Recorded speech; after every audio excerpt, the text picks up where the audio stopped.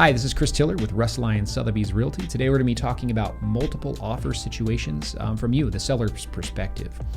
So multiple offers, congratulations, we've been listed and everyone loves your house. So whatever you did worked, probably a combination of you getting ready and the marketing, but either way, here we are. So how do we move forward? So measuring strength of offers is a unique one because a lot of comes into play is your personal circumstance. So are we trying to just net the highest possible price with the lowest possible risk? That might be one offer, essentially the highest offer that has a good solid financing with no contingencies. You might have the specific close date that you need, and the highest offer has to close within 30 days, but maybe you can't for 60. So maybe we have to go to the second. So what does that value look like? Is the second offer $15,000 below the first offer? Now we have a conversation to take place. Is 15 grand going to offset the 30-day hold cost? So again, how to measure the strength of the offer is going to be relative, again, to your specific circumstance, but also then the offers. And that's my job. That's where I kind of vet each particular one. I look at obviously financing, close date, all the concessions they're asking for, contingencies.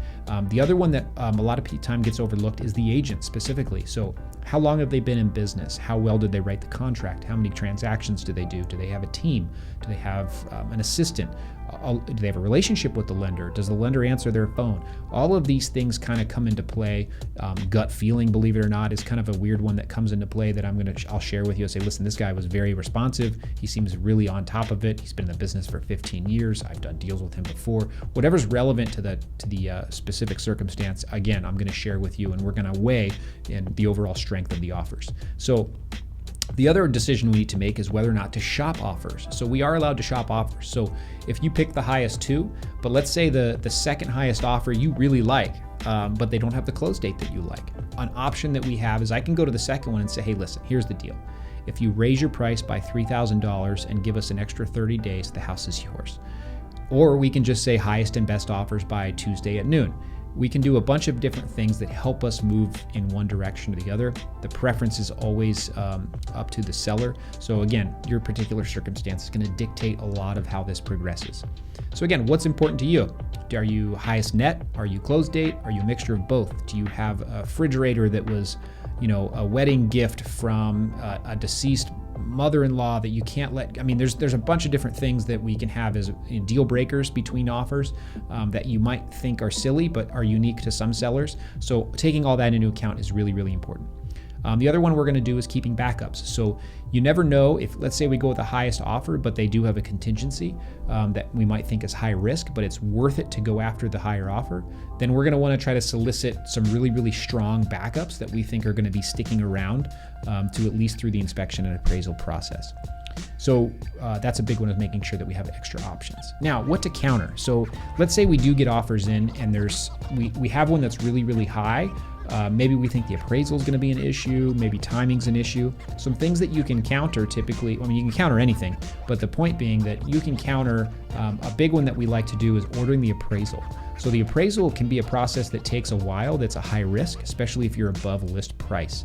So if you think the appraisal might come in low or is a risk, you're going to want to get that thing ordered as quick as possible. Most buyers are going to wait through the inspection period to get it ordered.